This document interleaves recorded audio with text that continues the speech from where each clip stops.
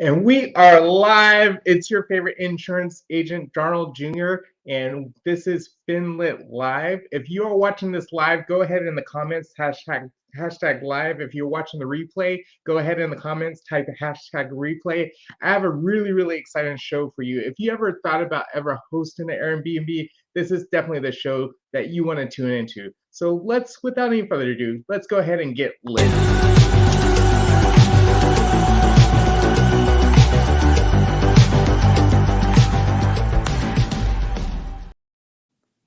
All right. The guest I have on this show is a very dear friend of mine. He was actually one of my best men in my wedding. So I'm really fortunate and blessed to have him on the show. I've known him throughout the years. It's been phenomenal watching him. All the way, we met back in college back in 2005, 2006. And to see where he's at now, I'm just like blown away. He's younger than me, but I actually look up to him. So you definitely want to pay attention. This man is a business guru, and especially when it comes to Airbnb. So without any further ado, let's bring on my former best man and my best friend, Victor Oki. Victor, what's happening? Man, what an intro. What an intro. Thanks for having me. How you doing? Yes, sir. How's things up in Dallas? Hey man, fall is finally falling on us, and we are ready for it because it's been a million degrees for the last however many days, and fall's about 10 minutes out here, so we enjoy it while we can. Yeah, I woke up and I was about to walk out the door in short sleeves, and it was like 62 degrees here in Houston. I'm like, man, I gotta go grab a jacket. For other 62. people. Oh wow. Yeah. Okay. So it's more than just Dallas. Okay, cool. Absolutely.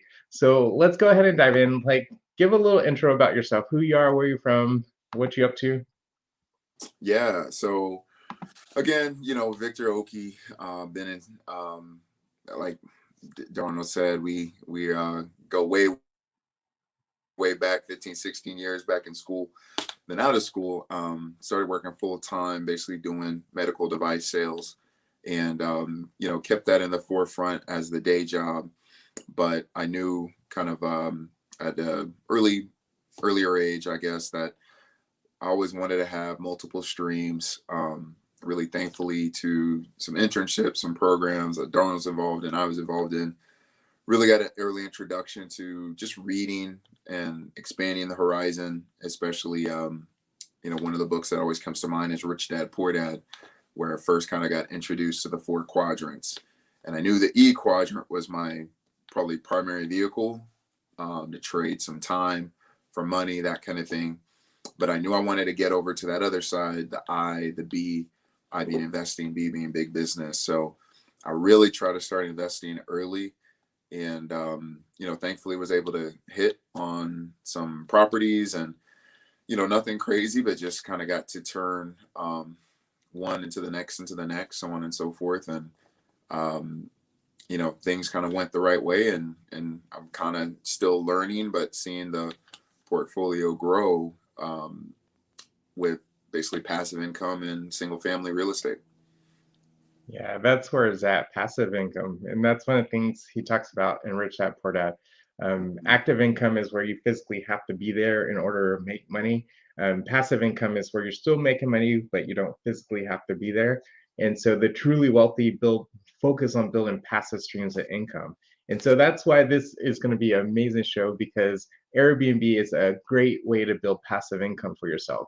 So let's just kind of start with your story. Like, so I know you bought a condo, and like, elaborate on that. Yeah. So, it was funny because, first job, folks, we get it. You're finally making some money, especially coming out of college. You got some money to your name. You can officially put down the ramen if you're so inclined, and get some of those nice things, the nice car, the whatever has caught your eye. And just for me, kind of humble beginnings. We grew up not really having too much. So one of the things my family really instilled in me, especially immigrating over from Nigeria, was just the power of education and hard work. So one of the things, that I really focused on, especially coming out of school, because I was, basically paying for school by myself, was, hey, look, I needed income, and that income had to have a name. right? Because the university was very expensive, a lot of loans, those kind of things. And I knew I didn't want to, you know, stay in that long term because I just saw the, you know, mal effects of that when you just basically have that bondage around you. So rather than when I first started making money, you know, with my kind of the E quadrant full time day job, you know, I wasn't really buying a lot of creature comforts, I guess. I was really saving um, and really trying to use that money to pay down debts. So followed that plan for a couple years renting and finally got to a place where I was debt free. And then from there, I was kind of used to saving all this money. So then the play was, okay, well, how can I, instead of having to pay somebody else, essentially pay myself and maybe watch and see some appreciation happen. And so, like you said, maybe back, I think it was 2012, you know, early 20s, I bought my first condo. And, you know, what was so funny about it was not in a nice area. You know, I looked for months on end and ended up finding a place in what I guess was a transitioning neighborhood. Really, I was just like, yeah, there's an occasional gunshot or whatever in the neighborhood, but it just didn't really bother me. So I was like, hey, this is in you know, monthly payment range that I was super comfortable with. Turned out this place had been built in 2008 and nobody had lived in it yet. So going on almost 3-4 years, it just remained vacant. You know, about 1,100 square feet, really, really nice. Or, you know, just decent amenities. Everything's brand new. So little did I know what was coming in that neighborhood. Well, fast forward a few years, a Trader Joe's had come in. You know, they've built literally over 1,000 doors in the, you know, probably 3, 4, 5 mile radius around the place that you could throw a stone and hit any one of them. So the place has seen great appreciation. And, you know, after a few years of living there, when I moved to my next place, I just made the decision to keep it, watch that appreciation continue since so much transition was happening, and just turn it into my first foray into being a landlord. And so was able to just kind of command a decent market rate that's kind of steadily elevated with the times. But that was basically my first experience in the condo. Yeah, exciting. So how many years were you actually in the condo before you actually purchased your second one? Yeah, I want to say about Three. 3 years. Hmm. Excellent. And then so you got your second property and then you start renting out your first property. And what was that transition like? Going Yeah, from no, okay, I own this condo, now I own a second house. Okay, now I want to rent out my other property. Like, what was that transition like? yeah. So that's what was so neat. Was, you know, when you get started, like you said, the transition is interesting because all I'd ever known was paying, um, you know, basically one monthly payment, right? So when you start thinking about your budget, every dollar hopefully having a name, you don't really um, account for two mortgages. I mean, I don't know how else to say it other than that. So it was definitely a, you know, thankfully I think I had built up some habits where I was so on the spending side, or I'm sorry, saving side of the ledger, that I really, really kind of almost overdid it and planning for the worst case scenario. So I really try to make sure I had a lot of emergency, you know, rainy day kind of in case the place blows up for some reason, even though there's insurance and stuff to protect you, but just, you know, not knowing what you don't know, you just know that whatever you don't know probably has a dollar figure attached to it. So I Mhm. just wanted to make sure I had a lot in kind of business emergency savings. Um, and then just trying to kind of maintain that, you know, live beneath your means type of attitude to where managing the both wouldn't be so challenging. And, you know, once I got into just the norm of it, it really became pretty turnkey because one of the things I prioritized was I was like, well, there's a lot of ways to skin a cat in terms of adding to your portfolio. But what I wanted to do was keep my main thing my main thing. So my full-time job, I didn't want to see my performance or anything suffer because Mhm. that might stop my ability to earn commission and really maximize my compensation. And given that was my strongest vehicle, I thought it would make a lot of sense to outsource maybe some of the headaches or worries of managing the condo. Absolutely. So I reached out and found a property management company that only took a nominal fee every month, that basically spearheaded, doing the whole leasing, dressing up the place, staging it, doing the professional photos, Wow. managing tours to find, that tenant who, wanted to call it home. And then once they were in, making sure that they did the things like, something goes on with the toilet at 2 a.m. They're not calling me, they're calling the management company. So Mm, I'd really, really probably say that's probably one of the biggest lessons I learned was, hey, if you can outsource, um, almost you got to zoom out a little bit.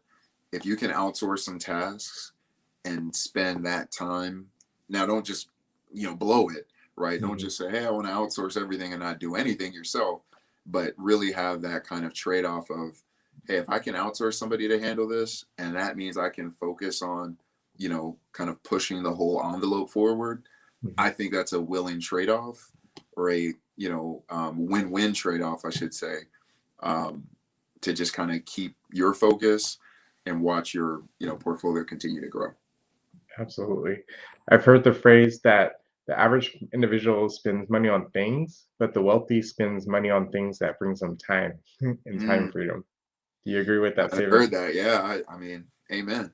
Yeah, Yeah, time is time is money, as they say. I've heard that one before, but yeah, that's absolutely. even Time is our better. most So valuable true. asset. Like once it's gone, you can never get it back. And if you're going in circles with a tenant or fixing toilets or whatnot, like Yeah. I mean, there's better things you could be doing, spending your time. And again, I So mean, if Lord willing, get to the place where we've got like 10 of them or something, and we're able to lay off maybe our full-time work, and that's all you're doing, that's a different story. But absolutely. in the ascent stage, where if you looked at it like a pie chart, and probably 80-90% of your income potential is coming from that W2, not Mhm, that 1099. mhm. Don't let the W2 suffer as you're trying to build out the dream, right? Just try to scale this thing in a way where, again, you have a good plan, begin with the end in mind, work backwards, all those principles. But, I know somebody like me that's just so maybe innately saver mode. Mhm. Sometimes you can step over dollars to pick up quarters, and you Mm, just got to make sure that just really think a little bit deeper than just the price tag. absolutely.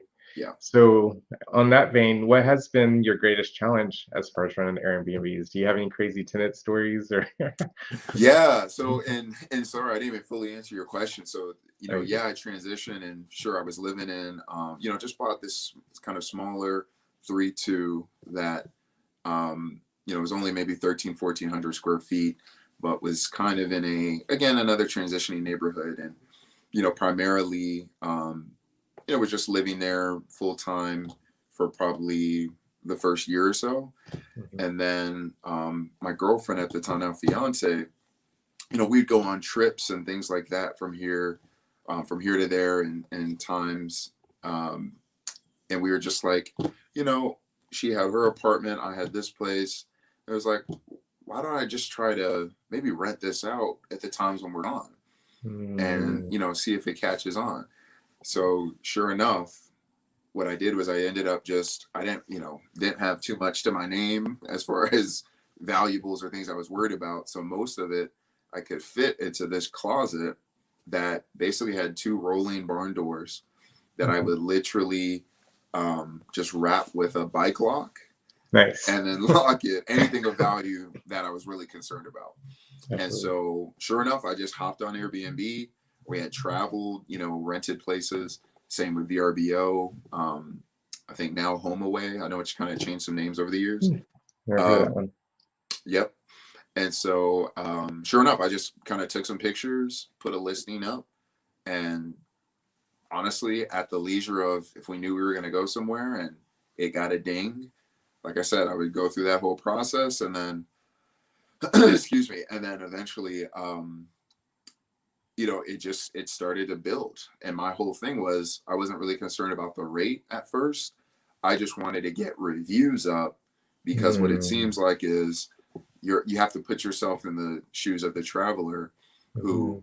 especially at that point in time, the infancy of these apps, nobody wanted to be really the first to stay at a place.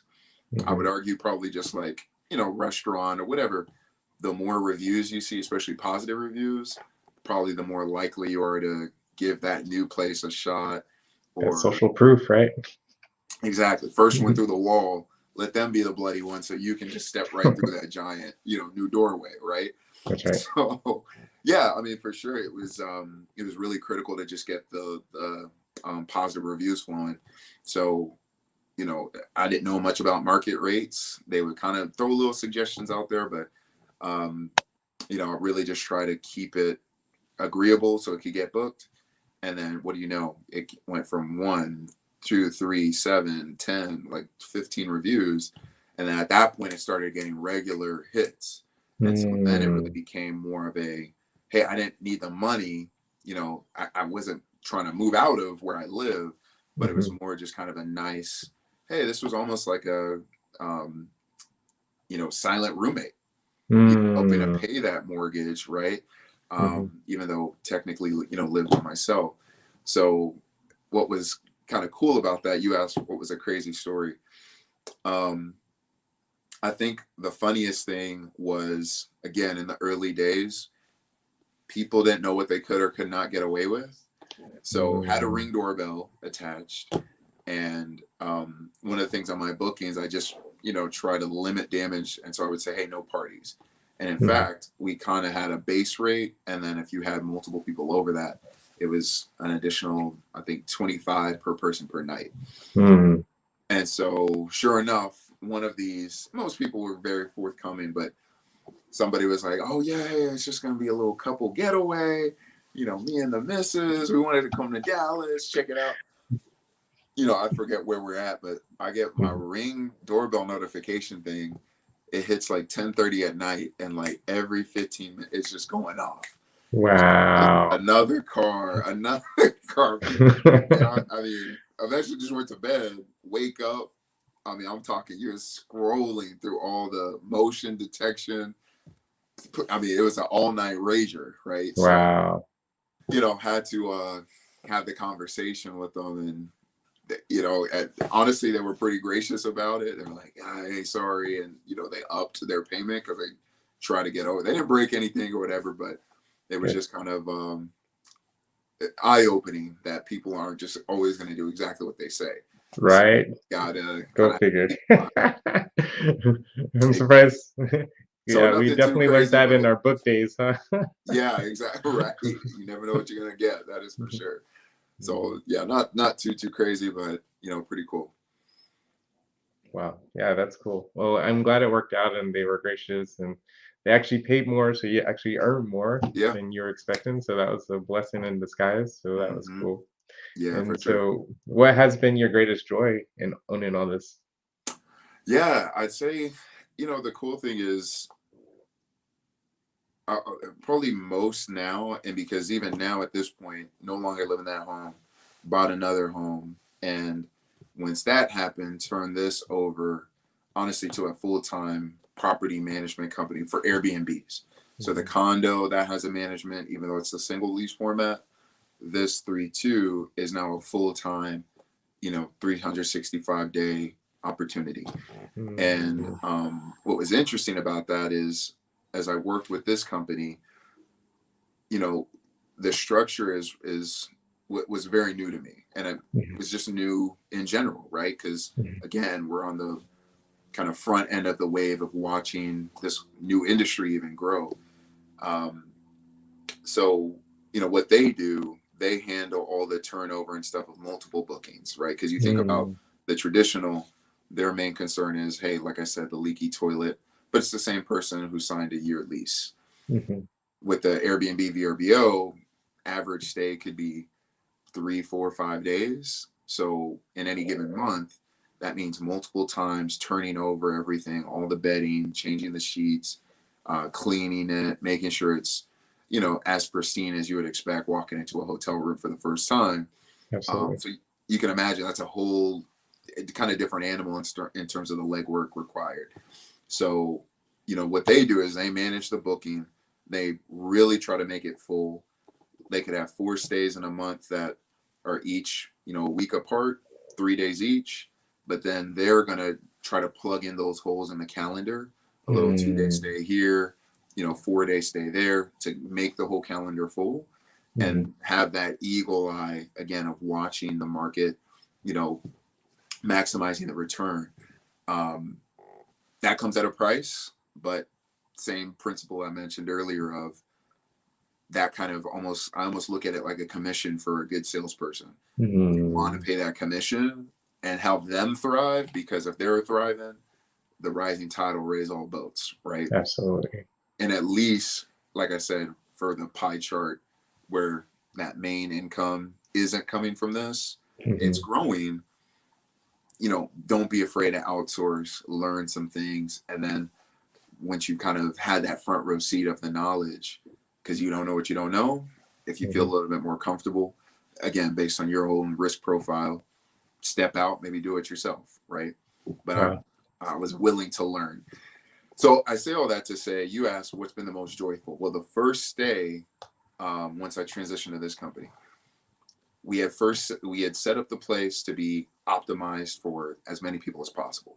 So 3 bed, 2 bath, as I mentioned. That means 1 bedroom has a king. The other 2 bedrooms have 2 queens each. So that means it can comfortably sleep up to 10. Wow. The way we structured it, though, is that the base rate would maybe be, let's say, like $150. That would include 5 people. But then for the other 5, as far as the ceiling goes, that would be an additional $25 per person per night. So that's really what you'll find with the pricing is that, if you imagine a group of, 5 to 10, paying $300 or so a night is not a big deal because it's being spread among so many people. That makes sense. Right. So you're talking about, hey, that's really a lucrative offering, especially from a revenue standpoint, 300 times 30 nights. Well, the first day out of the gate was actually a young family, husband, wife, toddler, who had kind of an unfortunate incident. I cannot remember if it was a flood or a fire.